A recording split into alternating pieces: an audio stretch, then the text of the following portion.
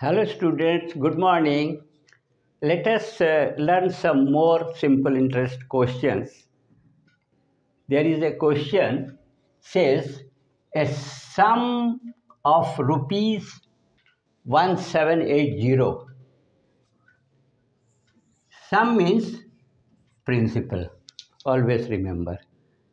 It will be go for increasing or decreasing if the interest depreciations are there. Sum is rupees 1780 becomes means after getting the interest it becomes amount. So you must understand that becomes any principal becomes amount. See here, this value is more than this. This is to be learned. 2136 amount, how it has been increased this sum, there will be some interest gained for some time and with some rate of interest. Understand? So these are the languages of the question. Sum becomes this much. In how many years? 4 years. It is time. Time 4 years. You have to find, बस इतना ही दिया हुआ है.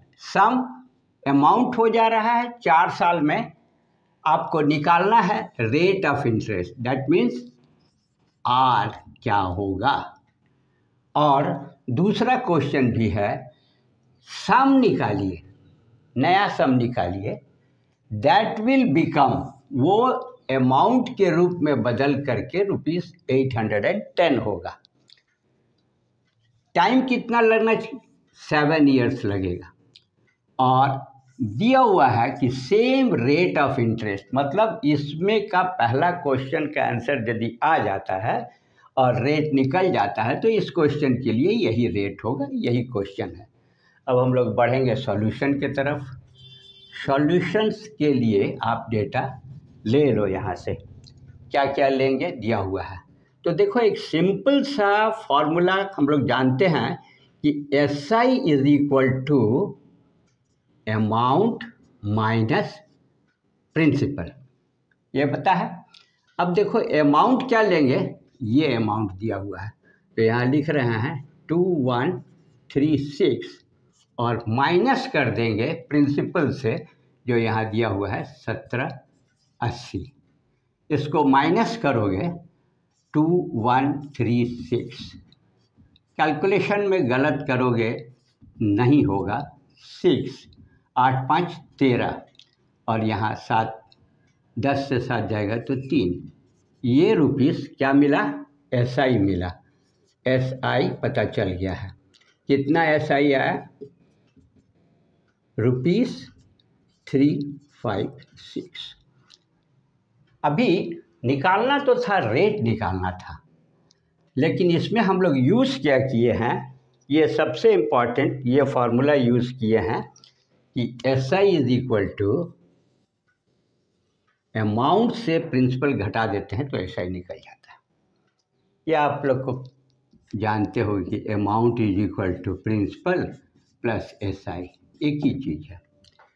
अब ये दूसरा formula जो SI के रूप में आमतौर पर सब लोग जानते हैं, ये होता है PRT/100. ये समझ में आया. इसमें देखो SI यहाँ से ये लाइए, प्रिंसिपल दिया हुआ था, यहाँ से ये प्रिंसिपल था. ओके. टाइम 4 इयर्स दिया हुआ था. देखो यहाँ दिया हुआ है टाइम 4 इयर्स, और जो निकालना है वो रेट निकालना है तो इस फॉर्मूले में डाल दीजिए. पहले डाल दीजिए, यहाँ लिखिए 356, फिर इक्वल टू लिखिए. प्रिंसिपल कितना दिया हुआ है? 1780. रेट निकालना है. फर्स्ट क्वेश्चन में find the rate of interest into time 4 and then divided by 100. ये बहुत अच्छी तरह से दिख रहा होगा. अब इसके सहारे हम लोगों को जो निकालना है उसको पहचानो, और यदि ये न्यूमरेटर में है तो इसको राइट साइड में है, न्यूमरेटर में है, आप यहाँ r लिख दो। यहाँ जो है वो रहेगा 356। ये जो नीचे है ये ऊपर आएगा, मल्टीप्लाई होगा, और ये दोनों नीचे आएगा क्योंकि यहाँ ऊपर है, इक्वल टू के इधर आ रहा है, तो ये लिखो यहाँ पर 1780 और 4 भी नीचे आएगा। ये समझ में आया? बहुत ही साधारण है, लेकिन ये पहचानना कि सम क्या होता है, अमाउंट क्या होता है, बिकम्स कैसे बन जाता है, टाइम क्या लगता है, ये सारा चीज़ जानना चाहिए। अब यहाँ देखो एक जीरो है ना, काट दो, एंड का जीरो कुछ नहीं रहे तो काट दो। अब यहाँ देखो 178 है, थोड़ा सोचो, 178 को ये यूनिट डिजिट 16 लाना है, ट्राई करके देखो। 8 दूनी 16, 6, 7 दूनी 14, 1 15, 5, 1 2 1 2 और 1 3, बड़ा आसानी से कट गया। यहीं आप लोग को दिक्कत होती है कि कटेगा कैसे, तो थोड़ा सोचने से ये हो जाएगा। चलो इसको काट देते हैं। कितने टाइम्स में कट गया? 2 टाइम्स में। अब 2 2 या 4, बहुत ही आसान था। यहाँ से 2 5 जा आया। रेट ऑफ इंटरेस्ट क्या आया, इसको लिख दो 5%, और ये हुआ पहले का आंसर। ये अच्छी तरह समझ में आ गया। फर्स्ट क्वेश्चन सॉल्व हो गया। अब हम लोग सेकंड क्वेश्चन को देखते हैं कैसे इसको हम लोग बना पाते हैं। देखो सेकंड क्वेश्चन में जो कहा गया है, इसको सॉल्व करने के लिए सम निकालना है, पी निकालना है। तो और ये अमाउंट दिया गया है, ये अमाउंट है, तो हम लोग फिर वही लिखते हैं कि अमाउंट माइनस प्रिंसिपल, ये SI हो जाएगा, और SI इज इक्वल टू होता है PRT/100। अब इसमें देखो अमाउंट तो ये लोग दे दिया था, तो यहाँ अमाउंट के जगह पर हम लिखते हैं 810, माइनस प्रिंसिपल ही निकालना है, P निकालना है, सम निकालना है। P को यहाँ रहने दो इस रूप में, ये ज़रा ध्यान से सीखोगे कि कैसे P निकल के आएगा। अब आपको लगता होगा यहाँ भी P है, रहने दीजिए, P निकालना है। ये क्या निकला? SI। SI होता है अमाउंट माइनस प्रिंसिपल, ये लिख दिए, P लिख दिए, R same rate of interest question में दिया हुआ था, हम लोग को निकल के आया हुआ है 5, डाल दिए। टाइम अलग है, टाइम देखो यहाँ कितना है, 7 है, तो यहाँ 7 डाल दो। अब यहाँ क्या रहेगा? 100। सब कुछ दिखने लगा। अब देखो ये P 5 × 7 को हम लोग लिख सकते हैं 35P/100। ये समझ में आया? ये डिनोमिनेटर का 100 ना, इधर दो चीज़ है, ध्यान रहे, यहाँ गलती करते हो लोग, क्या करें नहीं करें, डिनोमिनेटर दोनों को मल्टीप्लाई करेगा। तो एक बार हम लोग लिखेंगे ब्रैकेट में 810 - P, इससे दिक्कत नहीं आएगी।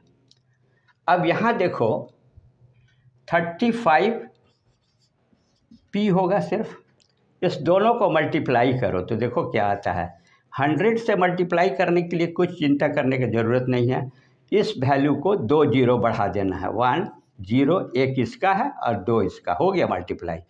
लेकिन ध्यान रहे ये इससे भी हुआ है तो इससे भी होगा, और माइनस साइन है, यहाँ प्लस है तो साइन माइनस होगा। अब यहाँ हम लोग लिखेंगे 100P = 35P, ये भी समझ में आया। अब देखो इस इक्वेशन में ना सिर्फ P है, इधर भी है उधर भी है, तो इस माइनस को उस तरफ ले जाओ, देखो क्या होता है। 35P लिख दो, अब माइनस है ना, इधर जाएगा तो प्लस 100P लिखना। अब ये हो जाएगा आपका 135P, और यहाँ क्या बचेगा? सिर्फ 81000, 81000 हो गया। अब देखो P निकालना है, क्या निकालना है? P, और यहाँ पर P दिख रहा है, तो इस P को यहाँ छोड़ दो, P निकल आया। अब यहाँ लिखेंगे 81000, और ये 35 मल्टीप्लाई है, तो यहाँ लिखो 135। अब देखो ये 5 है और एंड 0 है ना, तो पहले ये 5 से ज़रूर कटेगा, ये जानना चाहिए।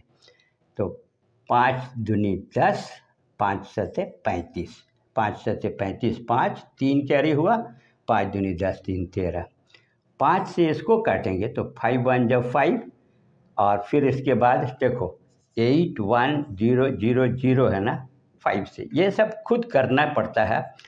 5 एकम 5, कितना बचा 3, 1 आया, 5 छक 30, 1 आया, ठीक है।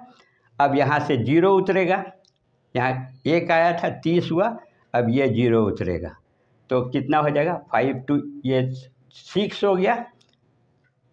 ओके, इसको कर रहे हैं सिर्फ 5 से काटने का। 8 1 0 0 5 से, 5 1 जब 5, 5 3 8, ठीक हो गया। 1 उतार लिए, फिर 5 6 30, 1 उतरा, यहाँ कट गया, फिर 0 आया है और 5 दूनी 10 हो गया। 1 0 उतार के कट गया तो यहाँ पर क्या बचेगा, 2 ठो 0 भी बचेगा। ये समझ में आया? समझ में आया? 1 6 2 0 0 तो 5 से काट लिखेंगे, 5 एकम 5, 5 छक 30, 5 दूनी 10, 0 0, यही आया है, ठीक है।